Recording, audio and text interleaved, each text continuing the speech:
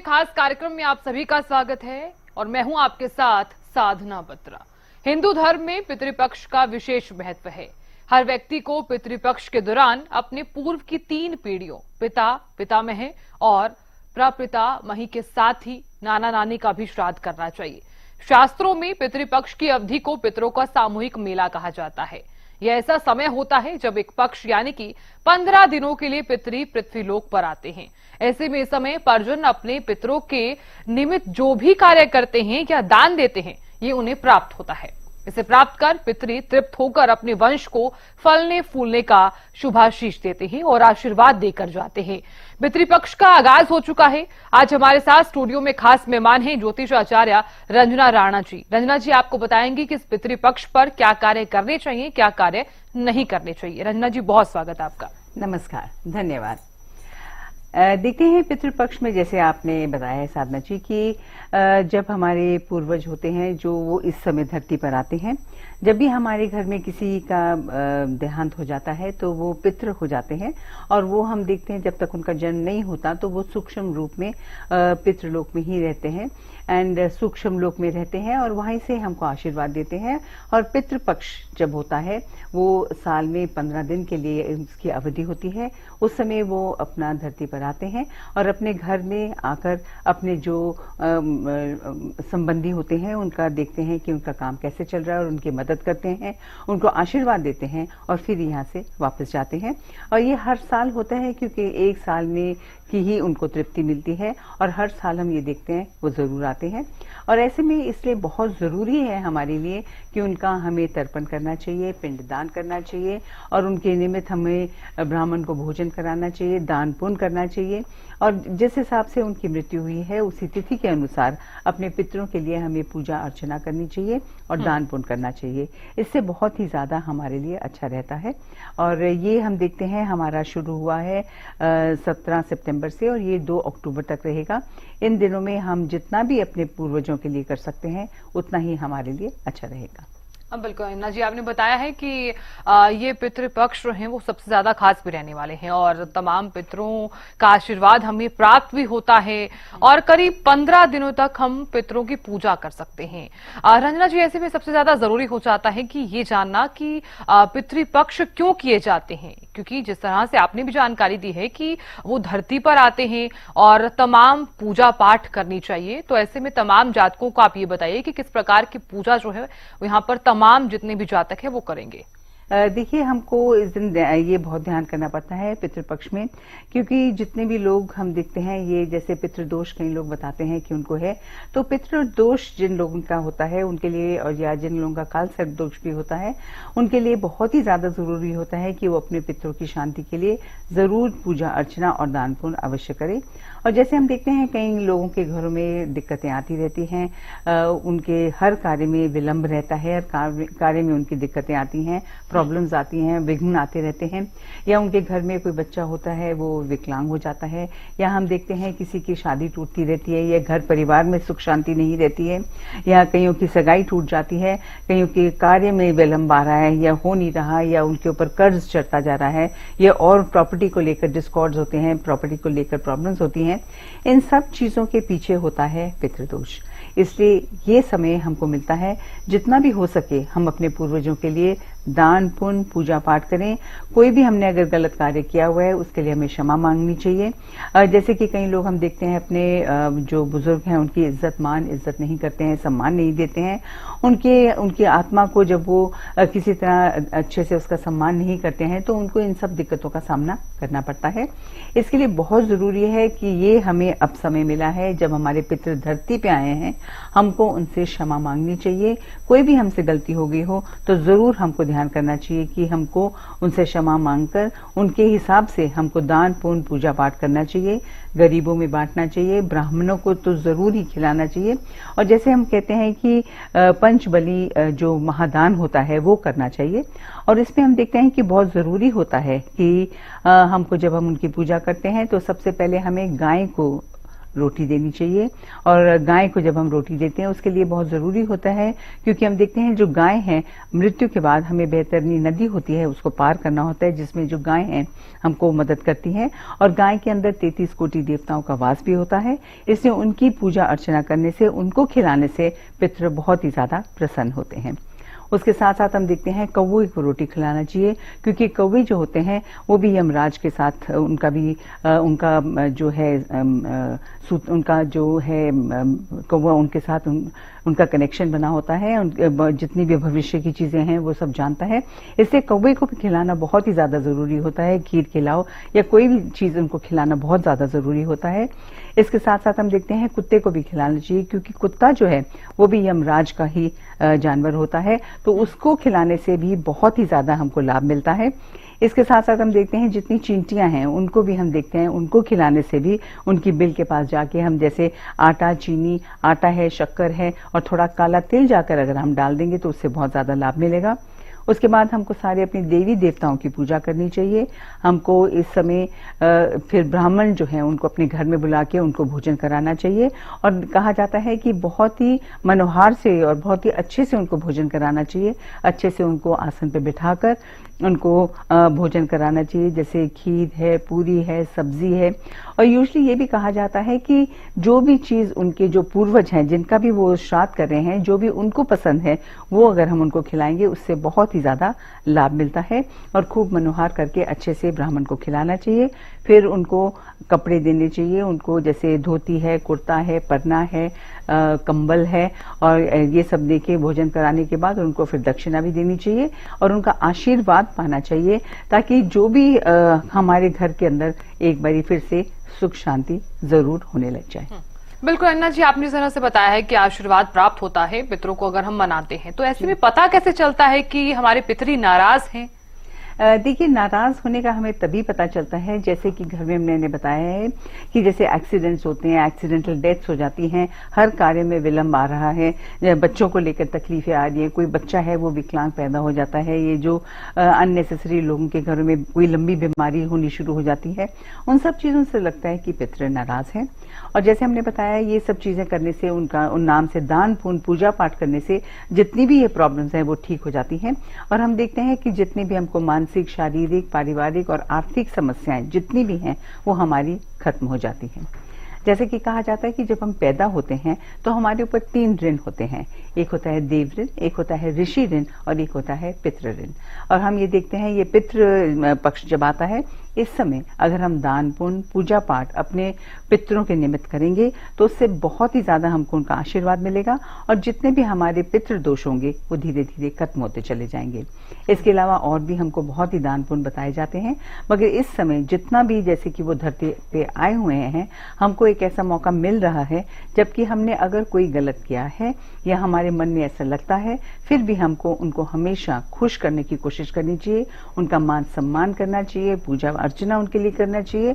उनके हिसाब से हमें दान पुण्य जरूर करना चाहिए, जैसे कि कंबल है, चद्दर है, धोती है, कुर्ता है, छाता है, इन सब चीजों का दान करना चाहिए, फलों का दान करना चाहिए, अन्न का दान करना चाहिए। जिस चीज का भी हम दान करें तो बहुत अच्छा होता है, जैसे कि पूरी और खीर और आलू और सब्जी, इन सब का दान करना और साथ में हलवा भी, इस सब चीजों का दान करने से पितृ बहुत ही ज्यादा खुश होते हैं। और ये भी माना जाता है कि इस समय हमको निरामास भी रहना चाहिए, हमको जितना भी हो सात्विक भोजन भी करना चाहिए, हमें बहुत तीखी सुगंध नहीं लगानी चाहिए, जैसे कि है बाल नहीं कटवाने चाहिए।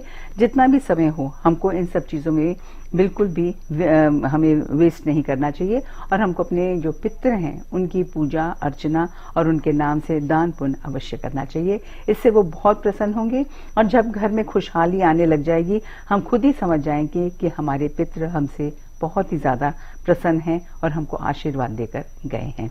उनके लिए जैसे पिंड दान होता है, उनको तर्पण करना होता है, वो बहुत जरूरी है, हमको जरूर करना चाहिए। इसके अलावा ये भी कहा जाता है कि जो हमारे घर का साउथ वेस्ट कोना है उसमें रोज संध्या समय हमको जरूर एक दीपक जला देना चाहिए और इसके साथ साथ तुलसी जी में भी दीपक जलाना बहुत ही ज्यादा जरूरी होता है। इससे हम देखते हैं कि जो हमारे पूर्वज हैं वो बहुत प्रसन्न होते हैं और हमको बहुत ही ज्यादा आशीर्वाद देकर अवश्य जाते हैं। बिल्कुल अन्ना जी, आपने बताया है कि जो पितृ हैं वो आशीर्वाद देकर भी जाते हैं, हालांकि हम इस पर बात भी कर रहे हैं, लेकिन अगर हम पूजा कर रहे हैं तो ऐसे में सबसे ज्यादा जरूरी हो जाता है कि इस बार पितृ पक्ष यानी कि श्राद्ध के समय शुभ मुहूर्त क्या कुछ रहने वाला है और इस बार कितने मुहूर्त हैं? देखिए, इस समय काफी जैसे मुहूर्त भी हैं और इस समय हम बता सकते हैं कि हर दिन जो श्राद्ध हैं वो किस किस दिन के हैं वो हम आपको बता देते हैं। जैसे प्रतिपदा का श्राद्ध है, जैसे कि आज बुधवार, वो 18 सितंबर का है। फिर द्वितीय श्राद्ध जो है वो 19 सितंबर का है। तृतीय श्राद्ध जो है हमारा शुक्रवार 20 सितंबर का है और चतुर्थी जो श्राद्ध है वो शनिवार 21 सितंबर का है और जो पंचमी श्राद्ध है वो रविवार 22 सितंबर का है और षष्ठी श्राद्ध सोमवार जो है वो 23 सितंबर का है और जो सप्तमी का श्राद्ध है वो मंगलवार 24 सितंबर का है और अष्टमी का श्राद्ध बुधवार 25 सितंबर का है। और इसके साथ साथ हम ये देखते हैं कि जैसे नवमी का श्राद्ध है वो गुरुवार 26 सितंबर का है, दशमी का श्राद्ध 27 सितंबर का है, एकादशी का श्राद्ध जो है हमारा शनिवार 28 सितंबर का है और दशमी का श्राद्ध हमारा रविवार 29 सितंबर का है और जो हमारा फिर एक त्रयोदशी का श्राद्ध है वो 30 सितंबर का है और चतुर्दशी का श्राद्ध वो 1 अक्टूबर का है और जो लास्ट में जो श्राद्ध आते हैं वो हमारे 2 अक्टूबर को बनाया जाएगा। और ये कहा जाता है कि उस दिन जरूर हमको दान पुण्य अवश्य करना चाहिए, जो भी हमारे से हो बन पड़े, जितना भी हम कर सके हमको जरूर इसका दान पुण्य करना चाहिए। इससे बहुत ही ज्यादा हमको लाभ मिलेगा, क्योंकि इसके बाद जो हमारे पितृ हैं हमें आशीर्वाद देकर जरूर वापस चले जाएंगे और इससे हमको ये जो समय आया है उनको खुश करने के लिए और हमारे को अपने घर में सुख शांति का प्रवाह करने के लिए ये समय आप सब लोगों के लिए बहुत ही ज्यादा अच्छा है हम लोगों के लिए। और जरूर हमको उनके निमित्त पूजा पाठ, दान पुण्य, तर्पण, पिंडदान अवश्य करना चाहिए। बिल्कुल, तर्पण पिंडदान भी सबसे ज्यादा जरूरी होता है, बिल्कुल पितरों को उनकी पूजा करने के लिए। लेकिन अनंजना जी, ऐसे में सवाल यहाँ पर ये उठता है कि अक्सर हम देखते हैं कि कई व्यक्तियों की जो डेथ है यानी कि जो मृत्यु है वो किसी कारणवश या तो किसी अस्पताल में हो जाती है या फिर किसी एक्सीडेंट में हो जाती है या फिर कोई ऐसी भी अगर किसी की मृत्यु हो जाती है, तो ऐसे में वो किस प्रकार से श्राद्ध करेंगे? देखिए, वो उस श्राद्ध के लिए से बहुत जरूरी है कि हमें ये देखना चाहिए कि जब उनकी मृत्यु हुई है वो किस नक्षत्र में हुई है।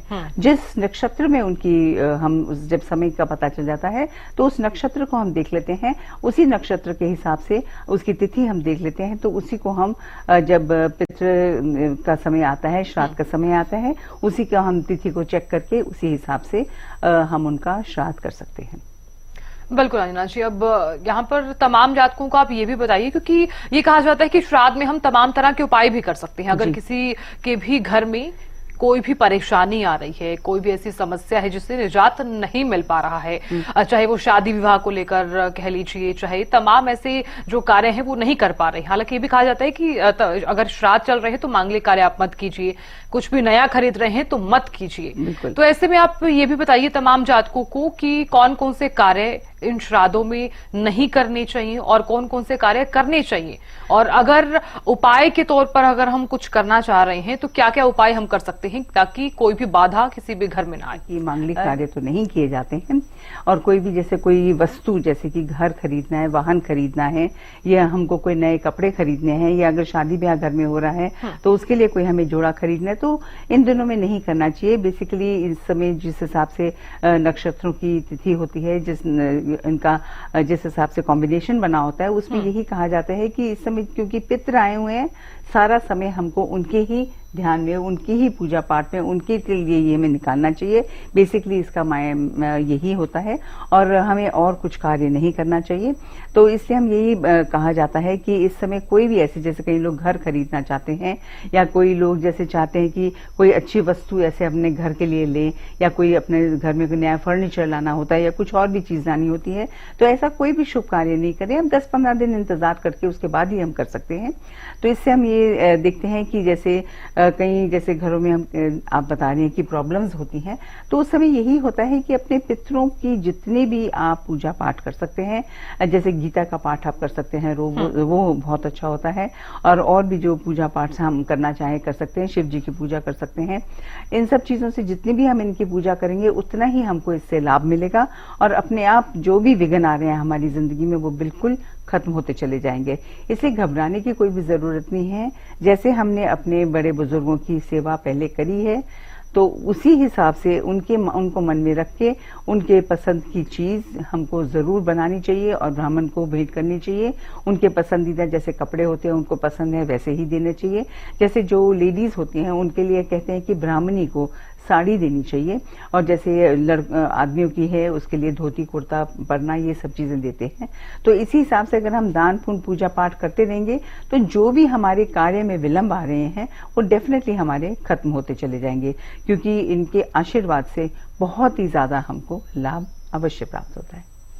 बिल्कुल अंजा श्री, अब तमाम जातकों को आप ये भी बताइए कि क्या कारण होता है कि मांगलिक कार्य नहीं करने चाहिए श्राद्ध में, और क्या कारण है कि हम कुछ नया नहीं खरीद सकते हैं?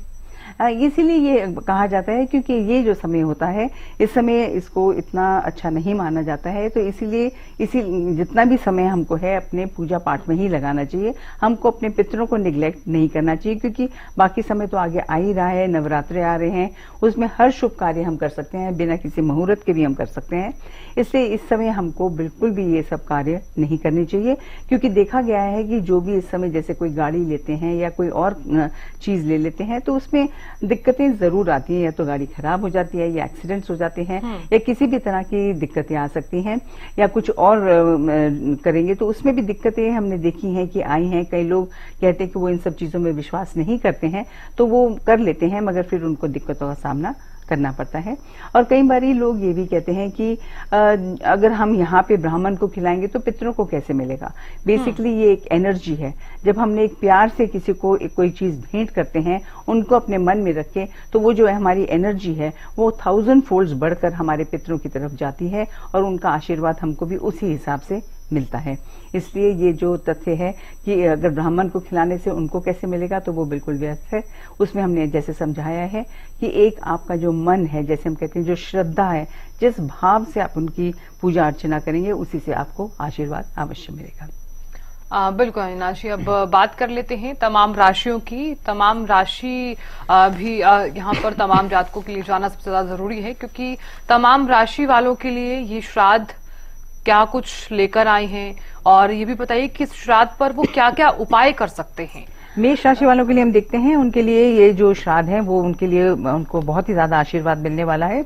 उनके लिए बहुत जरूरी है कि ये फलों का दान करना शुरू जरूर करें, और फल में अगर ये लाल रंग के फलों का दान करेगा उससे इनको बहुत ज्यादा लाभ मिलने वाला है। और हम ये देखते हैं कि जो टॉरस राशि है, जो वृष राशि है, उनको दूध और दही का अगर दान करेंगे उनके लिए बहुत ही ज्यादा अच्छा रहेगा। उनसे अपने पितरों का आशीर्वाद उनको जरूर मिलेगा। उसके बाद मिथुन राशि वाले हैं, वो जितनी भी सब्जियों का अगर दान करेंगे उससे इनको बहुत ज्यादा लाभ मिलेगा। उसके साथ साथ हम देखते हैं कि जो कर्क राशि वाले हैं उनको खीर का दान इस दिन करना चाहिए, उससे इनको बहुत ज्यादा लाभ मिलेगा। और उसके बाद जो सिंह राशि वाले हैं उनके लिए बहुत जरूरी है कि वो अगर आज का दिन धोती कुर्ता और परने का दान करेंगे तो बहुत ही ज्यादा उनके लिए लाभ मिलेगा। और जो कन्या लग्न वाले हैं वो अगर चींटियों को काला तिल चावल और शक्कर उनकी बिल में जाके डालेंगे उससे उनको बहुत ज्यादा लाभ मिलने वाला है।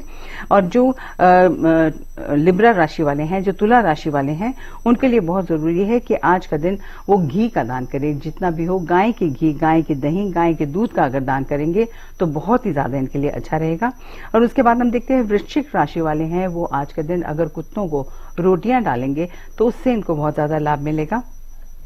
उसके बाद जो है हम देखते हैं धनु राशि वाले, वो भी आज का दिन अगर फलों का दान करेंगे, पीले फलों का दान करेंगे तो उससे भी इनको बहुत ज्यादा दान आशीर्वाद मिलेगा। और जो मकर लग्न वाले हैं, आज का दिन हम ये देखते हैं अगर वो काले कंबल का दान करेंगे उससे इनको बहुत ज्यादा लाभ मिलेगा।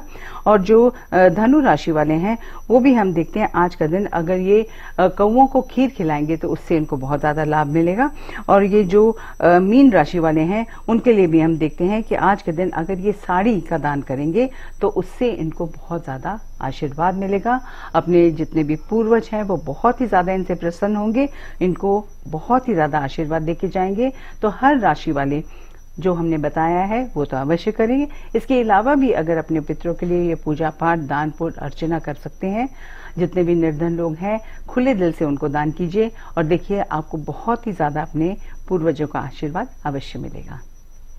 बिल्कुल अन्ना जी, कहा जाता है कि अगर हम पितृपक्ष में तमाम पितरों के श्राद्ध करते हैं तो हमें जो पितरी हैं वो आशीर्वाद भी देकर जाते हैं, और ये भी कहा जाता है कि तर्पण और पिंड दान भी जरूर करना चाहिए ताकि किसी भी तरह की बाधा जो है वो किसी भी कार्य में ना आए। बिल्कुल अन्ना जी। तो देखिए हमने बताया किस तरह से तमाम राशि वाले क्या क्या उपाय कर सकते हैं, क्योंकि श्राद्ध जो है वो जरूर करने चाहिए। ये भी कहा जाता है कि पितरों की जो आत्माएं हैं वो इससे प्रसन्न होती हैं और पितरों की आत्मा की शांति के लिए ही हम श्राद्ध करते हैं। फिलहाल इसी के साथ इस खास कार्यक्रम में इतना ही। नमस्कार।